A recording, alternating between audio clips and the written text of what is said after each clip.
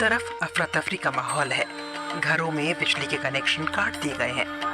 यहाँ के लोगों को 12 किलोमीटर दूर बसंत कुंज योजना में बने प्रधानमंत्री आवास में शिफ्ट किया जा रहा है। फरहाना ने अपनी जिंदगी के 40 साल इस इलाके में गुजारे और वो अपने बूढ़े माँ बाप का इकलौता सहारा है। 20 साल पहले उनका तलाक हो गया था और अब जो हो रहा है उसका जिक्र करते हुए वो अपने आंसू नहीं रोक पाई। हम लोग 6 बने थे, मेरे पापा ने बहुत मुसीबत से हम लोगों को पाला, इतना बड़ा घर बनाया। अब हम लोग घर से भी बेघर हो गए। ये सरकार ने आके हम लोग का सब कुछ छीन लिया। सब माँ बाप बच्चे सब अलग अलग बेचारे, जिसकी जॉइंट फैमिली, बूढ़े माँ बाप हो गए, बच्चों को अलग कर दे रहे, माँ बाप को अलग। बच्चे ही अलग रहेंगे, माँ बाप को क्या खिलाएंगे? बच्चे कैसे, माँ बाप कैसे पलेंगे? बच्चों को तो पाल दिया, मगर अब जब बुढ़ापा माँ बाप का आया तो माँ बाप बेचारे बेघर हो, घर से भी गए और बच्चों से भी गए। मेरी 2 बहनों का घर टूट गया। हेलो फ्रेंड्स, नमस्कार, सलाम, आदाब। आपका अपने YouTube channel Israil Chaudhary official पर खैर मकदम है। You are most welcome. आप जानते हैं कि यूपी में डबल इंजन की सरकार है।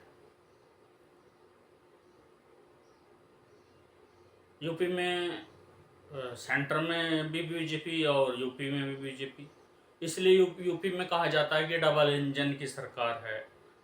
हालांकि जनता ने एक इंजन को हटा दिया था क्योंकि वो लगभग पुराना हो गया, अब उसके पुर्जे ठीक से काम नहीं करते। लेकिन पता नहीं कोई ईवीएम नाम का पुर्जा डालकर उसको फिर से चालू कर दिया गया है। अब कितने दिन चल पाएगा ये कहना तो मुश्किल है। एनीवे, बात करेंगे दोनों इंजनों की, लेकिन सबसे पहले बात कर लेते हैं छोटे इंजन की जो यूपी में है। जब से बड़े इंजन में खराबी आई है, छोटे इंजन में पता नहीं कहाँ से ज़्यादा पावर आ गई है और उस इंजन का नाम है बुलडोज़र बाबा।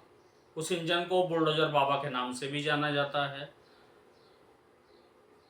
और अनबद बड़े खुश होते हैं कि ये एकदम से एक्शन लेता है, कार्रवाई करता है, लेकिन जो उसके अपने लोग हैं उन पर कोई कार्रवाई नहीं करता।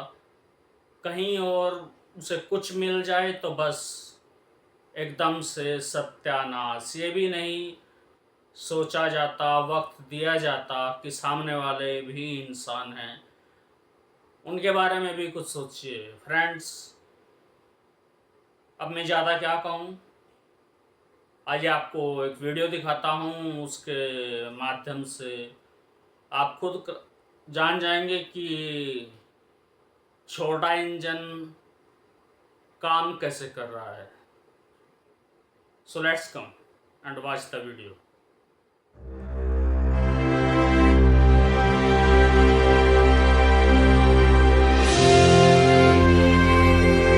चिलचिलाती धूप में घरों पर चलता बुलडोजर। ये उत्तर प्रदेश की राजधानी लखनऊ का अकबर नगर इलाका है। चारों तरफ अफरा तफरी का माहौल है। घरों में बिजली के कनेक्शन काट दिए गए हैं। यहाँ के लोगों को 12 किलोमीटर दूर बसंत कुंज योजना में बने प्रधानमंत्री आवास में शिफ्ट किया जा रहा है। फरहाना ने अपनी जिंदगी के 40 साल इस इलाके में गुजारे और वो अपने बूढ़े माँ बाप का इकलौता सहारा है। 20 साल पहले उनका तलाक हो गया था और अब जो हो रहा है उसका जिक्र करते हुए वो अपने आंसू नहीं रोक पाई। हम लोग 6 बने थे, मेरे पापा ने बहुत मुसीबत से हम लोगों को पाला, इतना बड़ा घर बनाया। अब हम लोग घर से भी बेघर हो गए। ये सरकार ने आके हम लोग का सब कुछ छीन लिया।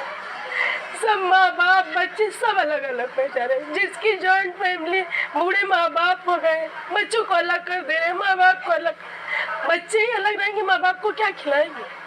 बच्चे कैसे, माँ बाप कैसे पलेंगे? बच्चों को तो पाल दिया, मगर अब जब बुढ़ापा माँ बाप का आया तो माँ बाप बेचारे बेघर हो, घर से भी गए और बच्चों से भी गए। मेरी 2 बहनों का घर टूट गया। एक बहन के 2 बेटे थे, एक की शादी हो गई, अब सबको अलग अलग कर दिया। तो मेरे जीजा जाने के लिए वहाँ राजी नहीं गए थे, वो भी इतना रो रहे हैं कि हम अपना घर छोड़ के नहीं जाए। हम गरीबों की आय लगेगी जरूर। हम गरीबों की हाय लगेगी जरूर, जो घर से बेघर कर दिया हम लोगों को। सबका सब छूट जा रहा है। यही बचपना निकल गया, यही जवानी निकल गई थी, शायद यही समझ के निकल जाते। कोशिश कीजिए। दो बेटों की मां शबनम पिछले 20 सालों से यहाँ रह रही थी। उनकी आंखों के सामने उनके 3 मंजिला आशियाने पर बुलडोजर चला और उनका दावा है कि ये कार्रवाई आनन फानन में हुई और उन्हें घर से पूरा सामान निकालने तक का समय नहीं दिया गया। दोनों बच्चे मेरे कल से समझ लीजिए कि कल उन्होंने सामान निकाला, इतना किया, दोनों बच्चों के हाथ में छाले पड़ गए हैं कि शाम तक वो बच्चे पानी उठा के गिलास पानी नहीं पी पा रहे थे। रात में ही आते ही हम सबसे पहले दवा लेके आए। अभी वो बेटा आपके सामने गया है, उसके देखिए दोनों हाथ में ये सब छाले पड़े, पूरे पैरों में सब चोट लग गई, पूरा चलने से मुश्किल है। लेकिन दूसरी वाली दीदी मेरी उसी साइड रहती है, तो उनका भी सामान सब निकाला जा रहा था, वो भी नहीं निकालने दे रहे, तो उसमें गया कि थोड़ा बहुत जो निकल पाए सो निकल पाए। मतलब घर की जो हम लोगों ने इतनी मेहनत से घर की गृहस्थी बनाई है वो नहीं निकालने दे रहे हैं। उसको निकाल के हाथ पकड़ के हम लोग को घर से बाहर निकालने दे रहे हैं कि कुछ नहीं निकालना है, कुछ नहीं। और बल्कि हम लोगों को परसों ही पेपर मिला है। अब बताइए, परसों पेपर मिला है तो अब हमको कुछ सामान निकालने में कुछ एडजस्ट, अभी जो कॉलोनी दी गई वो भी कंप्लीट नहीं है, इनकम्प्लीट है। अभी हम वहाँ सामान लेके भी जाएँ तो कैसे? एक दिन का तो आदमी टाइम देता ही है ना, 24 घंटे में हम प्रिपेयर हो जाए, लेकिन बिल्कुल बस पेपर देते ही एकदम से अटेम्प्ट टू अटैक कर दिया। सुप्रीम कोर्ट के आदेश के बाद इस जमीन को अवैध घोषित किया गया। यहाँ 50-60 साल से लोग रह रहे थे। इसके बाद लखनऊ विकास प्राधिकरण, लखनऊ नगर निगम, जिला प्रशासन और केंद्रीय सुरक्षा बल की मौजूदगी में 1 दर्जन बुलडोजर की मदद से यह अवैध बस्ती गिराई जा रही है।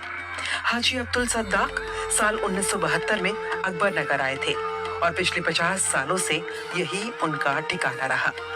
पेशे से टेलर अब्दुल सद्दाक कहते हैं कि 50 साल पहले यूपी के तत्कालीन गवर्नर अकबर अली ने उन लोगों को यहाँ पर घर बनाने के लिए जमीन दी थी।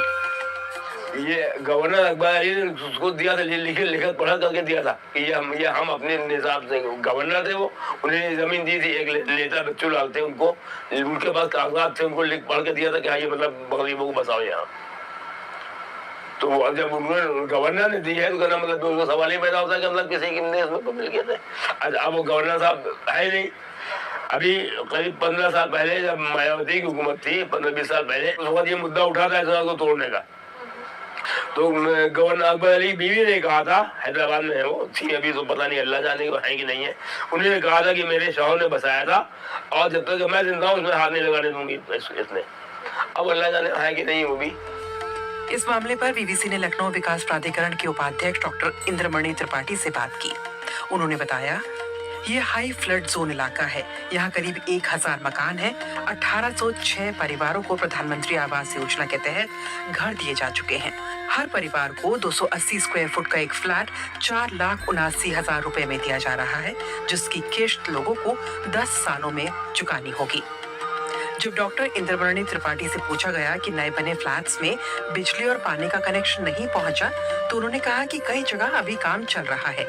हालांकि इस पूरी बातचीत के दौरान वो कैमरे पर आने के लिए तैयार नहीं हुए। अकबर नगर के विकास कुमार पेशे से वकील हैं और सुप्रीम कोर्ट के आदेश की कॉपी दिखाते हुए कहते हैं कि अगर ये बसावट अवैध है तो प्रशासन ने 50 सालों में मौन स्वीकृति क्यों दे रखी थी। दरअसल इस पे जो वास्तव में इसका होना चाहिए, ये वैध है। ये वाला एरिया पोर्शन है, ये वैध है इसके पास, क्योंकि सबसे पहला कारण है कि जो है प्रतिकूल कब्जा, तो हमारा प्रतिकूल कब्जा आज़ादी के बाद से ही है। कहते हैं कि सरकारी जमीन पे जो प्रतिकूल कब्जा हो 30 साल के लिए, मगर हाँ कि जेन्युइन हो, कि जैसे कि बाढ़ जो फ्लड जोन एरिया है रिवर से या उससे, तो उसके एरिया को छोड़ के जो सेफ एरिया है उसमें जो है अगर आपका पोजीशन है, कोई प्रोजेक्ट नहीं है, तो हमारा 30 साल से ऊपर का पोजीशन था। अब ये तो हमारा जो लीगल राइट बनता ही है, आपने पानी की सप्लाई कर दी, कहीं ना कहीं आपका मौन स्वीकृति जिसको कहते हैं, हम बोल भी नहीं रहे मगर हमारी स्वीकृति है, मौन स्वीकृति जिसको बोलते हैं। आपने वाटर सप्लाई नीचे दी, पानी की व्यवस्था लिया, टैक्स दिया, अगर इसी चीज को आप पहले ही कह देते, डिफाइन कर देते, तो जो इतना विकराल रूप है, जितनी अभी प्रधानमंत्री ने योजना के तहत, वो ग्रामीण सड़क योजना के तहत अभी सड़क भी आदि बनी हुई है जिधर से आप जा रहे थे, तो ये सारी चीजें हैं। प्रदीप अवस्थी खुद को भारतीय जनता पार्टी का कार्यकर्ता बताते हैं और अब वो अपनी पार्टी वाली राज्य सरकार पर नाराजगी जाहिर कर रहे हैं। तो हम लोग बीजेपी के लिए 1982 से काम कर रहे हैं। अब दुख की बात यही है कि हमारी ही पार्टी हम लोगों को हटा, कोई सुनने को राजी नहीं है। हम 2 साल से यहाँ रहे हैं, हमारा खुद का बनाया हुआ मंदिर है यहाँ, हनुमान जी बैठे हुए, रोज हम लोग पूजा करते हैं, सुनना नहीं किसी, बस हम मोदी हैं, हम लोग ये हैं, हम वो हैं। अभी भी सारी जगह वही चीज़ चल रही है। सबको एक प्रेशर बना के एक कॉलोनी दी जा रही है, उसका स्क्वायर फीट 280 है और छोटे छोटे बच्चे हैं और कह रहे हैं कि 15 साल में आपको पैसा देना है और पीएम आवास है, उसमें कैटेगरी वाइज जो है, पहले कह रहे थे फ्री देंगे, फिर अब वो पेपर जो दे रहे हैं उसमें किस्तें वगैरह का ज़बरदस्ती एग्रीमेंट साइन करा रहे हैं कि ये मकान आप अपनी मर्जी से दे रहे हो, जैसा कि वो पोजीशन दे रहे हैं, जबकि कोर्ट ने सीधा कहा है पुनर्वास स्कीम के तहत इनको आपको बसाना है। जो लोग अकबर नगर से निकलकर प्रधानमंत्री आवास में शिफ्ट हुए वो किस हाल में हैं? नूर मोहम्मद कुछ दिन पहले ही यहाँ शिफ्ट हुए हैं और छत से रिस रहे पानी को दिखाते हुए वो प्रशासन के दावों पर सवाल खड़े करते हैं। लाइट लग गई, पानी का कनेक्शन अभी हमको मुकम्मल नहीं मिला है, जोड़ा जा रहा है, शिकायत पे शिकायत कर रहे हैं।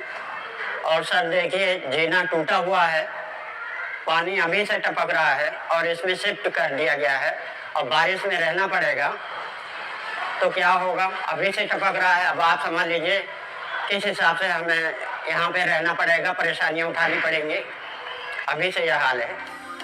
अपना सालों पुराना आशियाना छोड़कर नई जगह में बसने की कश्मकश और वहाँ भी नई परेशानियों से जूझते लोगों के मन में कई सवाल हैं। इनके जवाब कब और कैसे मिलेंगे कोई नहीं जानता। फ्रेंड्स, ये अवैध कब्जा था,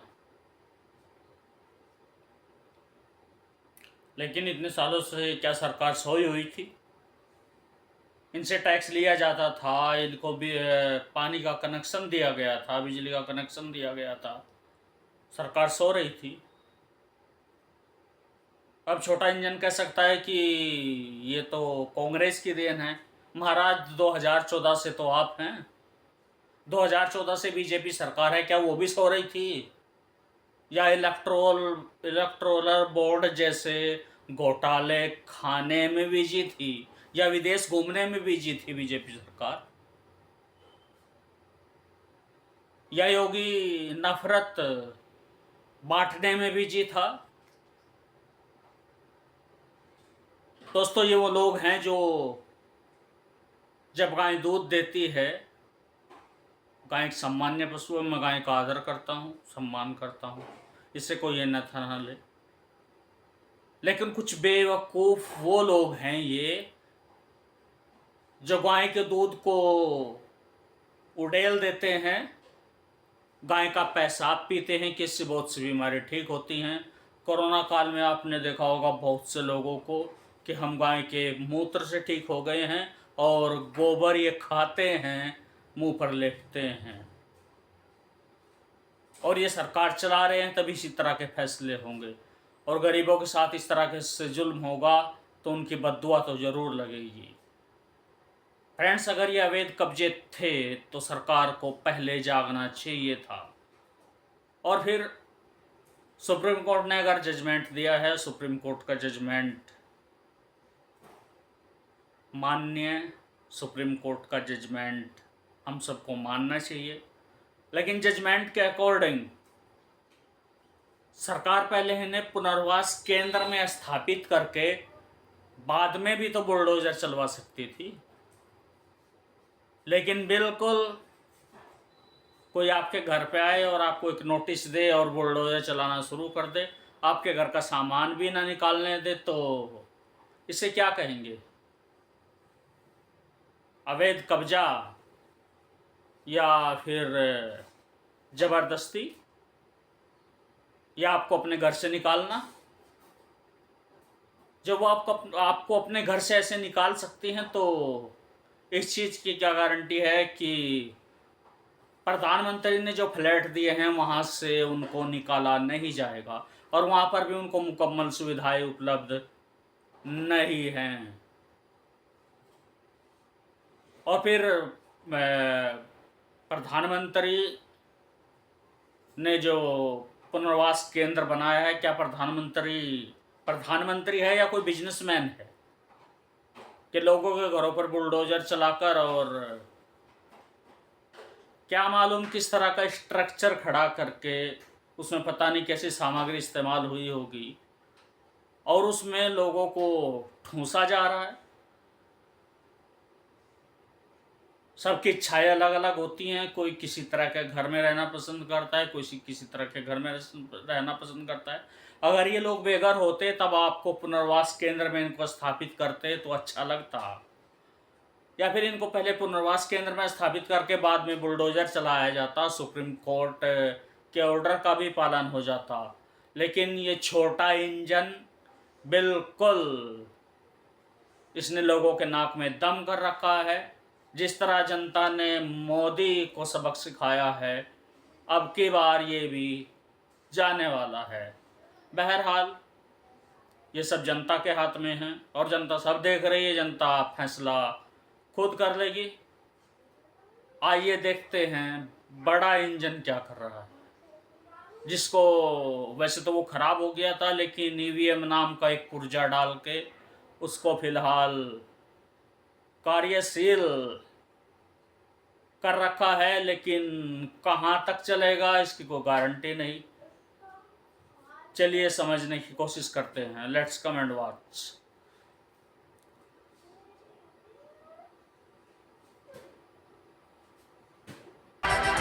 तेजस्वी यादव ने पहले ही कह दिया था कि हमारे चाचा 4 जून के बाद कोई बड़ा फैसला ले सकते हैं और अब तो खबर भी निकलकर सामने आ गई है और तारीख भी। दावा किया जा रहा है कि 29 जून को नीतीश कुमार कोई बड़ा फैसला लेने की तैयारी में है। ऐसे हालातों में भारतीय जनता पार्टी की हालत खराब है और बीजेपी काफी टेंशन में दिखाई दे रही है, क्योंकि नीतीश कुमार कुर्सी के लिए कभी भी पलटी मार सकते हैं, ये किसी से छुपा हुआ नहीं है। भारतीय जनता पार्टी लगातार नीतीश कुमार को मना रही है, समझा रही है, लेकिन नीतीश कुमार किसी की सुनने के लिए तैयार नहीं है। 29 जून को कार्यकारिणी की बैठक और ये बैठक दिल्ली में होगी और इस बैठक में कुछ बड़ा करने की तैयारी में है नीतीश कुमार। आपको बता दें कि जब से नतीजे निकलकर सामने आए हैं तब से लगातार नीतीश कुमार भारतीय जनता पार्टी पर दबाव बना रहे हैं और ये दबाव बनाने की शुरुआत तभी हो गई थी जब 4 जून के नतीजे निकलकर सामने आए और अगले ही दिन नीतीश कुमार एनडीए की बैठक में शामिल होने के लिए तेजस्वी यादव के साथ एक फ्लाइट में सफर करते हुए नजर आए। तभी किस तरीके से दबाव बनाया गया था आप जानते हैं। भारतीय जनता पार्टी भी समझ गई कि नीतीश कुमार पलटी मारने वाले हैं, इसलिए नीतीश कुमार को दिल्ली से बिहार वापस ही नहीं जाने दिया गया।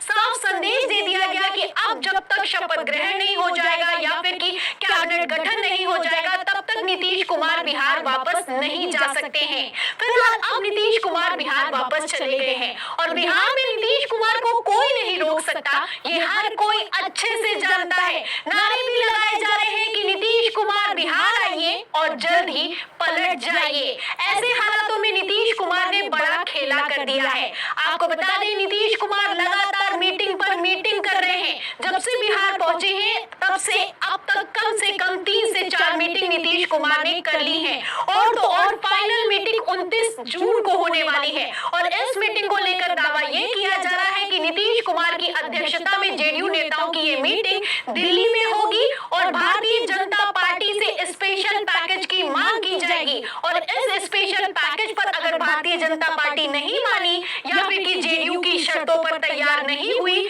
तो बड़ा खेला करने की तैयारी है। इस मीटिंग को लेकर दावा ये किया जा रहा है कि नीतीश कुमार इस दिन इस्तीफा दे सकते हैं, नीतीश कुमार इस दिन पलटी मार सकते हैं और इस बार अगर भारतीय जनता पार्टी ने उनके स्पेशल पैकेज की डिमांड को नहीं माना तो बड़ा खेला होने वाला है। तो फिलहाल क्या स्पेशल पैकेज की डिमांड कर रहे हैं नीतीश कुमार? खबर देखिए, खबर में लिखा हुआ है कि नीतीश सरकार की मांग बजट में केंद्र सरकार बिहार के लिए जारी करे 1 लाख करोड़ रुपए, नया थर्मल पावर प्लांट, 9 हवाई अड्डे, 7 सरकारी मेडिकल कॉलेजों की डिमांड रख दी गई है। तो आप देख सकते हैं कि करोड़ों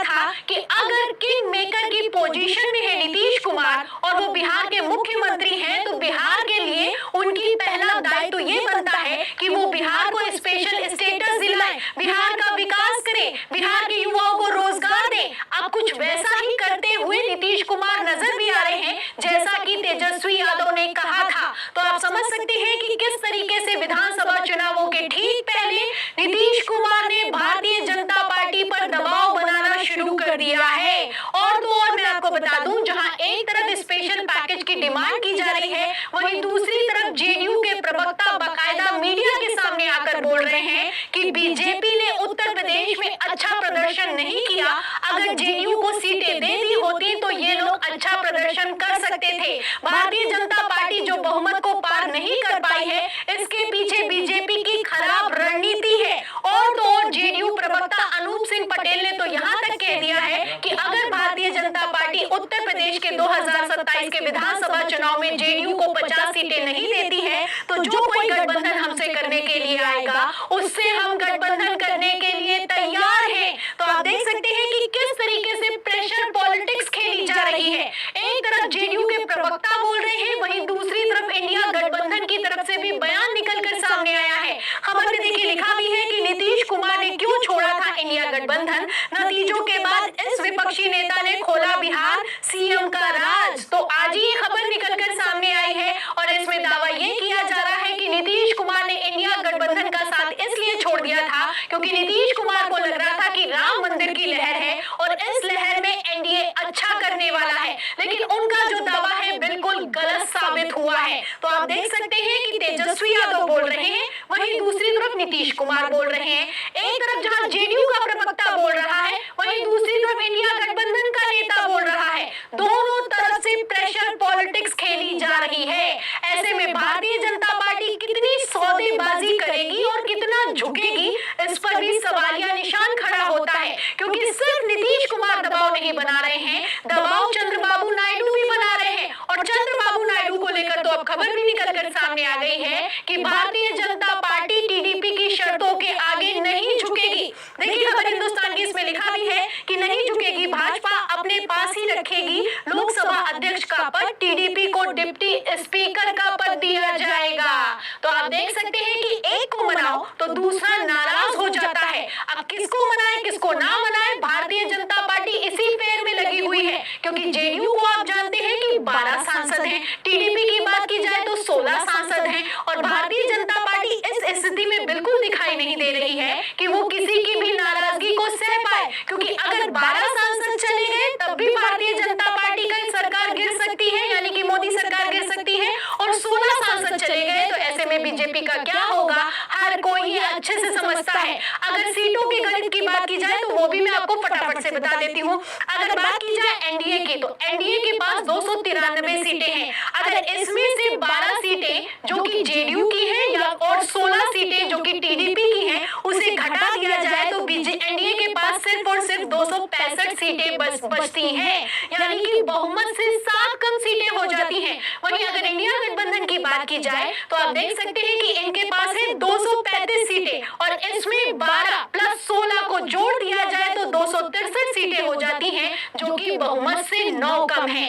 ऐसे हालातों में खेला हो सकता है, क्योंकि एक को मनाओ तो दूसरा नाराज हो जाता है। अब जेडीयू को ज्यादा दे दिया और टीडीपी को मिला नहीं तो आप समझ सकते हैं कि बगावत हो सकती है। और टीडीपी यानी कि चंद्रबाबू नायडू की अगर बात की जाए तो वो भी पलटी मारने में माहिर है, और तो और नीतीश कुमार को तो पलटू चाचा कहा ही जाता है। तो सीटों की गणित से आप अंदाजा लगा सकते हैं कि खेला होने वाला है, और ये खेला कौन पहले करेगा ये देखना अपने आप में दिलचस्प होगा। नीतीश कुमार ने दबाव बनाना शुरू कर दिया है और चंद्रबाबू नायडू को भारतीय जनता पार्टी ने फंसा दिया है। ऐसे में अगर चंद्रबाबू नायडू को स्पीकर पद नहीं मिला या फिर कि नीतीश कुमार को स्पेशल पैकेज नहीं मिला तो 29 जून को कुछ बड़ा करने की तैयारी में है नीतीश कुमार। अब ये देखना दिलचस्प होगा कि पहले नीतीश कुमार बगावत करते हैं या फिर कि चंद्रबाबू नायडू। फिलहाल आपको क्या लगता है, क्या नीतीश कुमार एक बार फिर से पलटी मारेंगे? क्या नीतीश कुमार एक बार फिर से इस्तीफा देने की तैयारी कर रहे हैं? इस सवाल के जवाब में इस पूरी खबर पर आपकी क्या राय है हमें कमेंट बॉक्स में जरूर लिखें। वीडियो को ज्यादा से ज्यादा शेयर करें, सब्सक्राइब बटन दबाएं, हमारे चैनल को लाइक करें, सब्सक्राइब करें, ज्वाइन करें। फिर मिलती हूं अगली खबर के साथ, तब तक फ्रेंड्स, हमारे यूपी में डबल इंजन की सरकार में छोटा इंजन किस तरीके से लोगों पर जुल्म कर रहा है आपने देखा, और उन गरीब लोगों ने कहा भी कि हमारी बद्दुआ लगेगी, और वाकई मजलूम की बद्दुआ कभी मत लो, वो लगती ज़रूर है। लेकिन ऐसे में कुछ खबरें, ऐसी चीज़ें देखकर गुस्सा तो बहुत आता है। संविधान को उन्होंने ताक पर रख दिया है, मन मर्जी कानून को तोड़ मरोड़ कर चला रहे हैं। ऐसे हालात में गुस्सा तो बहुत आता है, लेकिन कुछ खबरें ऐसी भी आ जाती हैं जिससे मन को शांति मिलती है। फ्रेंड्स, आपने बड़े इंजन की खबर देखी? इन सब बातों को सुनकर लगता है कि बड़ा इंजन ज़्यादा चलने वाला नहीं है, बहुत जल्दी थम जाएगा, बहुत जल्दी खराब होने वाला है। और आखिर 5 साल कब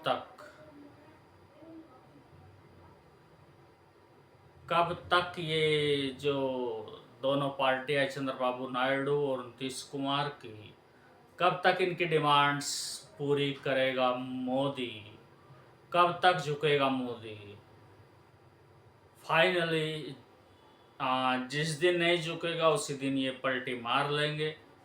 चंद्रबाबू नायडू ने तो, आपको याद होगा, एक बार मोदी को आतंकवादी तक कह दिया था, और नीतीश कुमार को तो लोग पलटू राम कहते ही हैं। अगर फायदे का सौदा नहीं हुआ तो वो पलटी मारने में जरा भी देर नहीं लगाएंगे।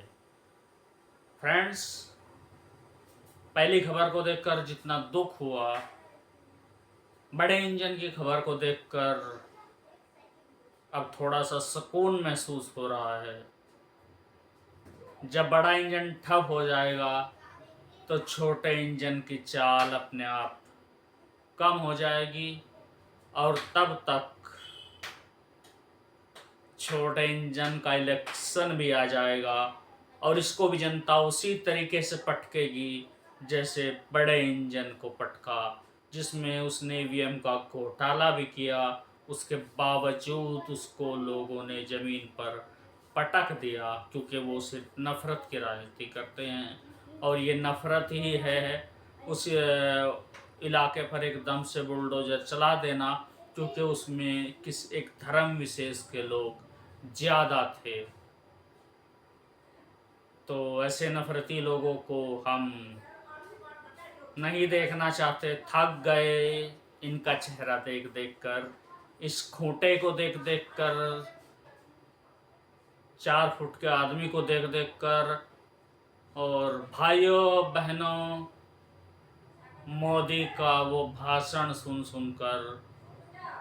प्रेस कॉन्फ्रेंस तो उसने की नहीं कि किसी सवाल का जवाब दे सके। हाँ, मन की बात खूब की, बस अपनी तारीफ खुद ही खूब की, और मीडिया को भी खरीदा अपनी तारीफ करने के लिए, जो कि 4th पिलर ऑफ डेमोक्रेसी है, जो सवाल गवर्नमेंट से पूछता है, लेकिन पैसा मिलने के बाद वो सवाल विपक्ष से पूछ रहा।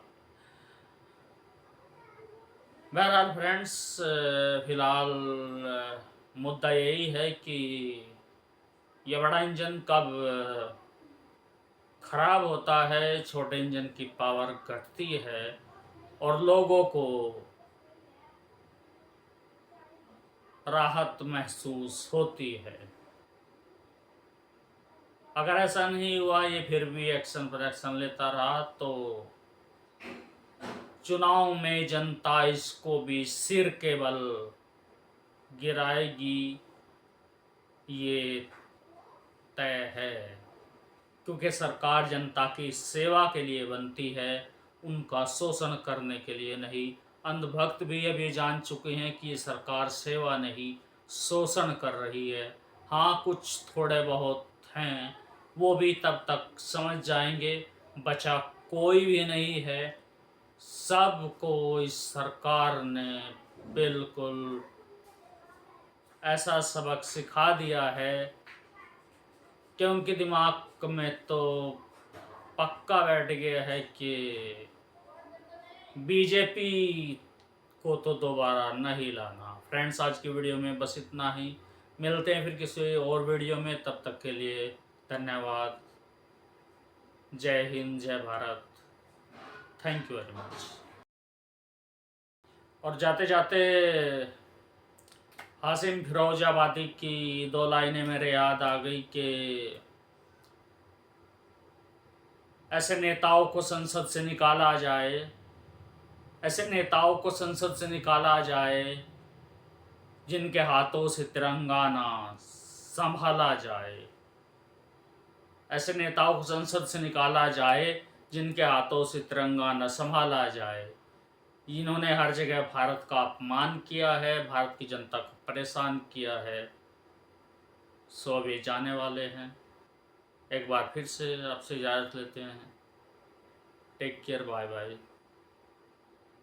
Thank you very much.